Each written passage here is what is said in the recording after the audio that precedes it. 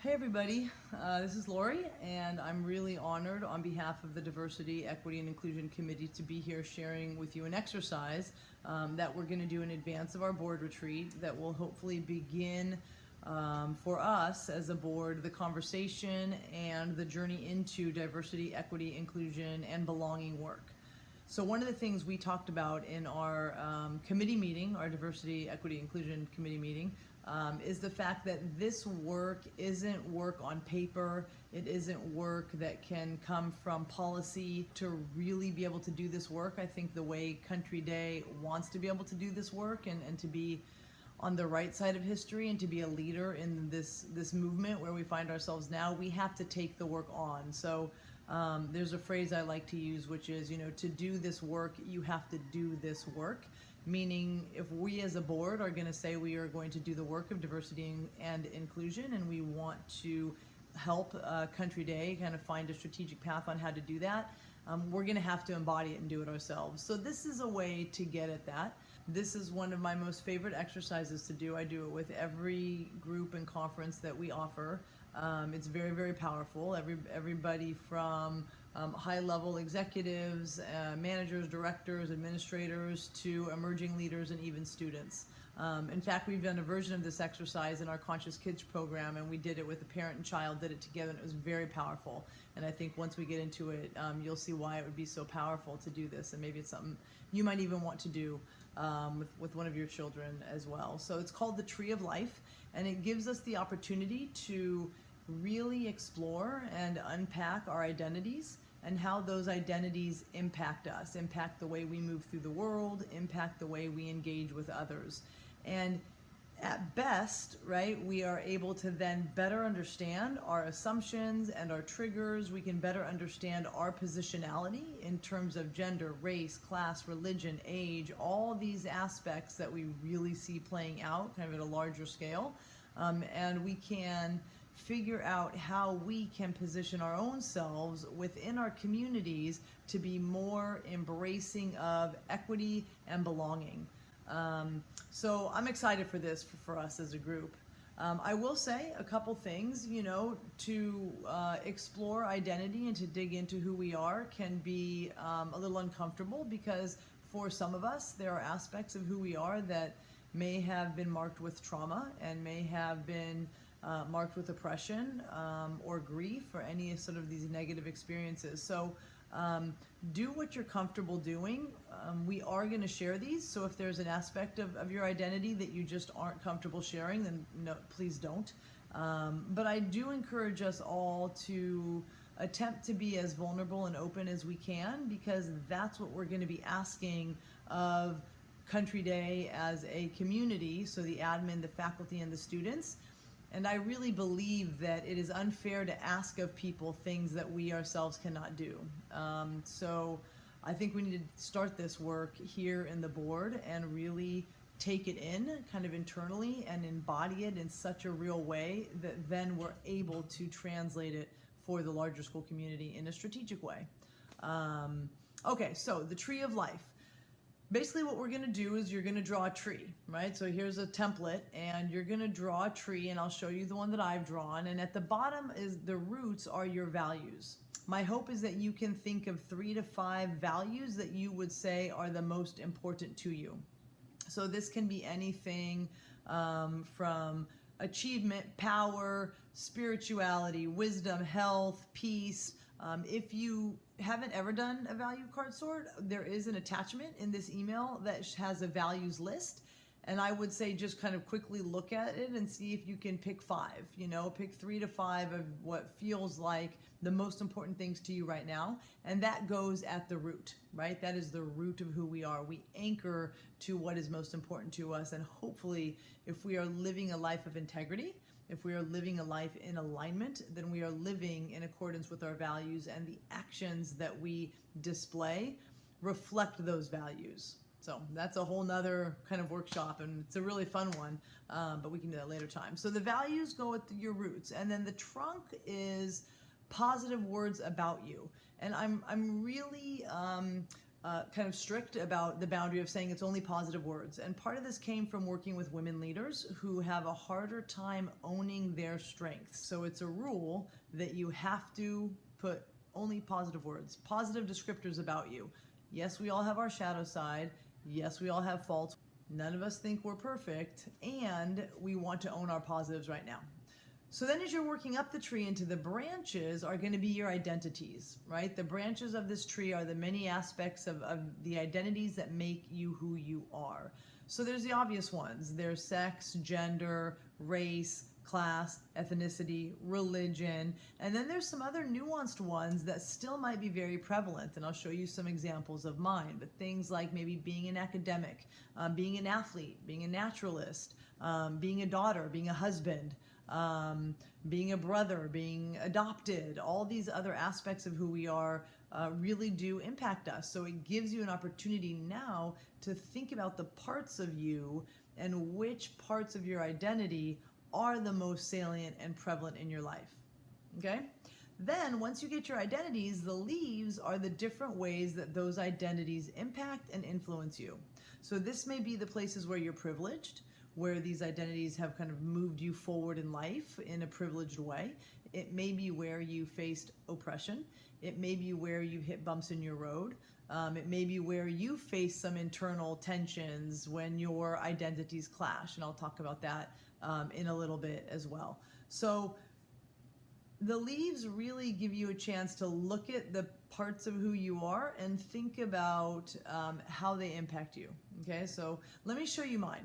Okay, so here's mine. So you can see at the bottom of mine, my roots, my values are wisdom, spirituality, connection, wellness, and courage. I have to say, you know, in sharing a little bit about my values is that for a while I always had family because, of course, you know, if you are a mother and you don't have family, like what kind of mother would you be? So, you know, the ability to let go of that as a core value kind of took a lot of work.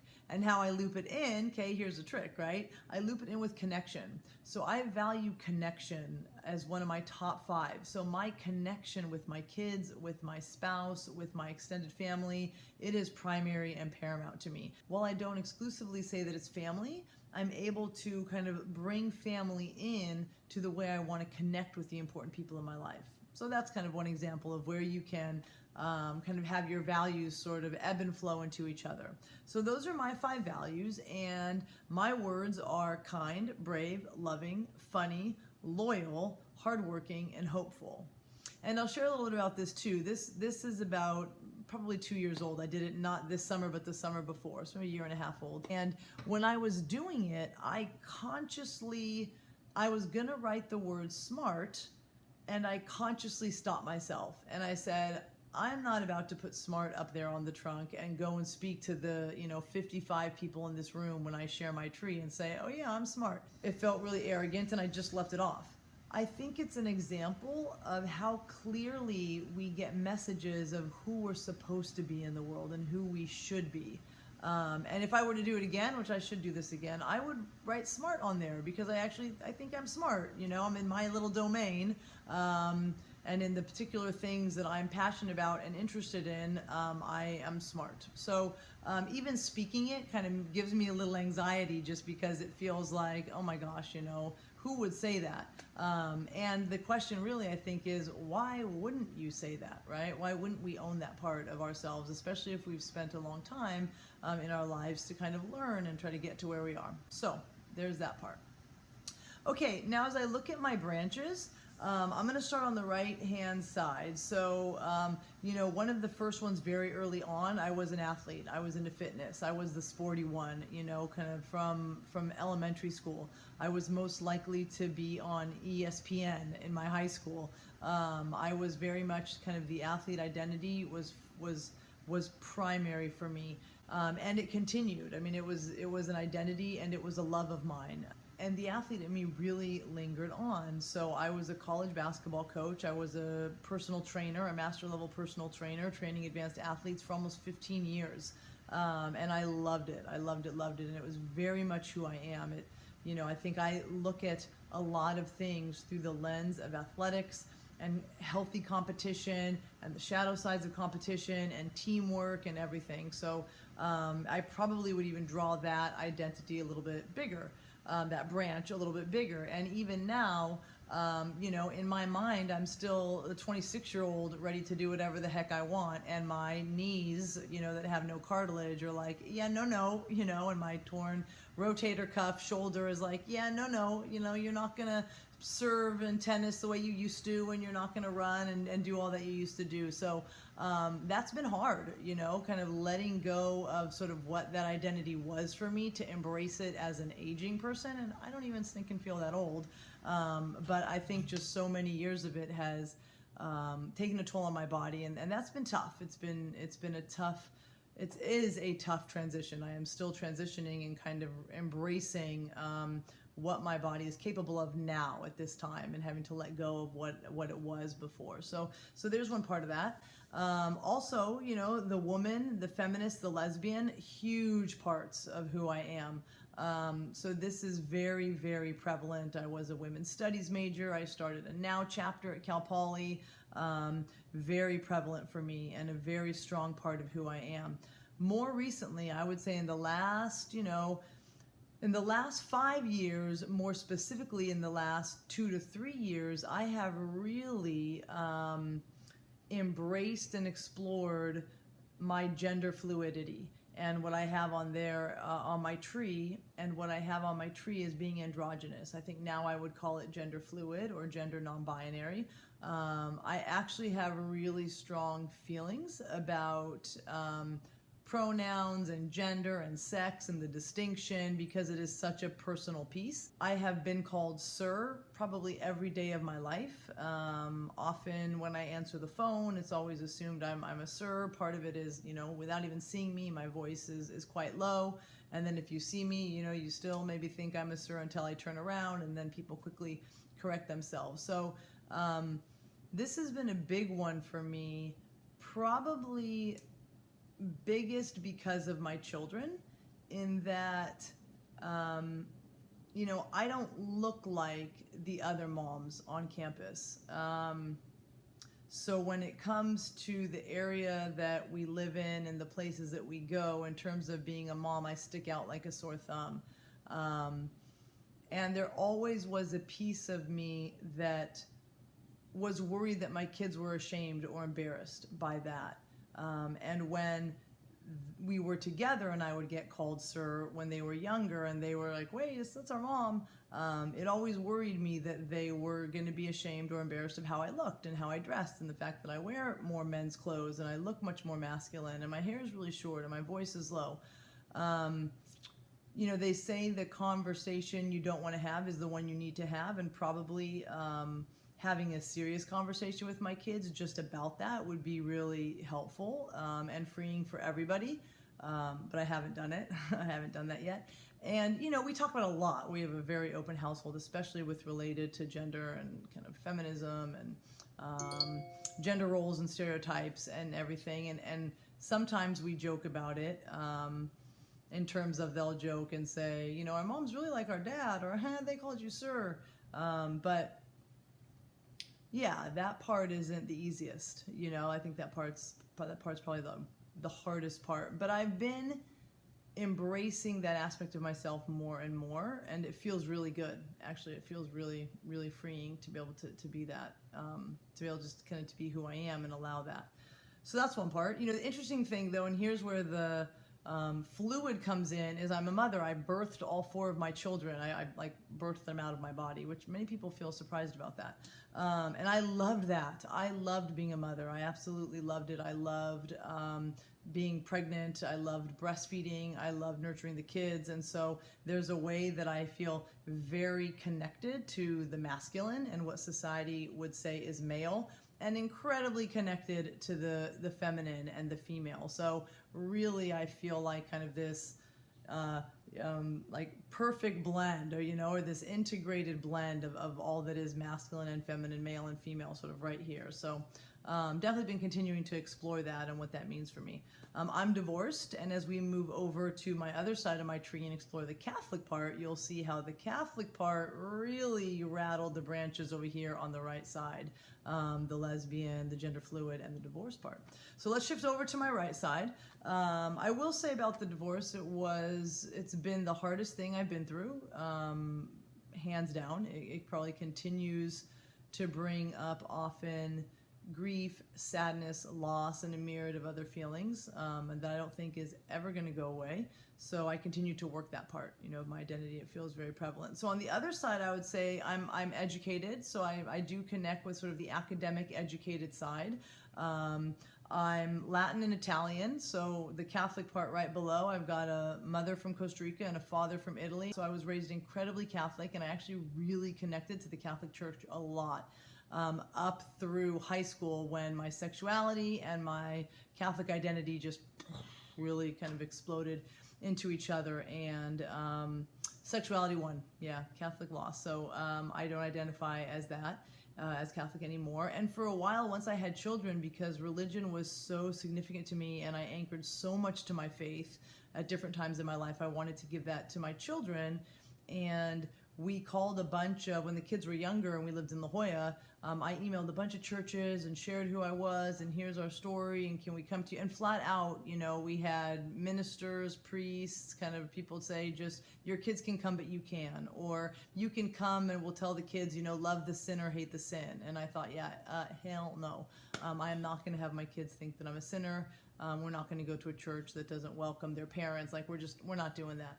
And that's been a really big divide and a big loss for me. I think that's been a big loss. So we're very spiritual, and we sort of moved more to the Eastern spiritual side to fill that void, but I think it continues to be a void. So the other part, of my identities that aren't on here that I would have would be daughter, partner, sister is a big one, especially as of probably the last couple of years. I think my role as sister has been much more in terms of my sister's lives and different things that we have going on, but that's not on my tree, but I would probably put it there.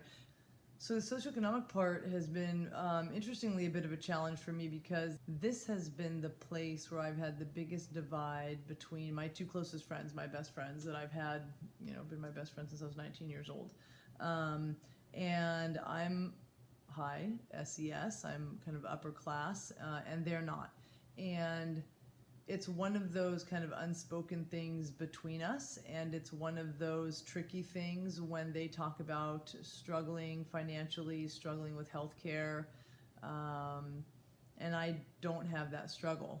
I know that I've been incredibly privileged from this particular aspect of my identity in getting the schooling and the certifications that I have. It's because I've been able to afford them, and I've been able to go to college and get the certifications that I want when I want them. So learning for me has been a gift I just decide to do when I want to do it with very little strife. And so I think this is an area that I probably could explore, just the impact of it. And it's a challenge to know how to navigate that conversation and how to have a lot of compassion for those that do have very real financial struggles. I also see it as a parent and with my children, wanting them to be grounded, but knowing that the life they've lived is incredibly bubbled. Incredibly bubbled. And so how do we help them understand the real world, knowing that they live like the 1%? I agree with everybody, at our last meeting when we said we should not be ashamed of our ability to do the tests at Country Day.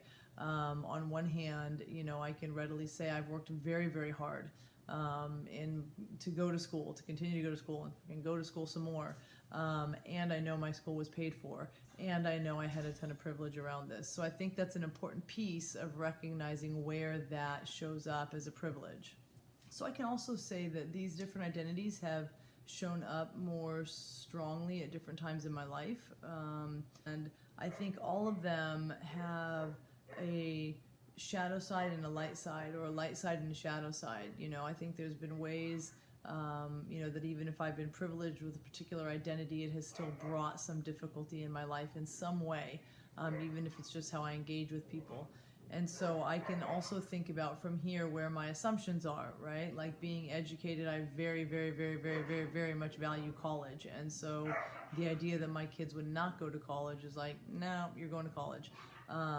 So there are some assumptions that I have just kind of as a based on the life I've lived and the identities that I've adopted that I have started to recognize more. I also recognize my triggers, because I felt really abandoned by the church, and really kind of abandoned and explicitly oppressed by religion. Whenever somebody mentions that they are a person of Christ, or if they mention religion or a church as a key part to them, I bristle a little bit, and I immediately just look and check for safety, because for me it wasn't emotionally safe.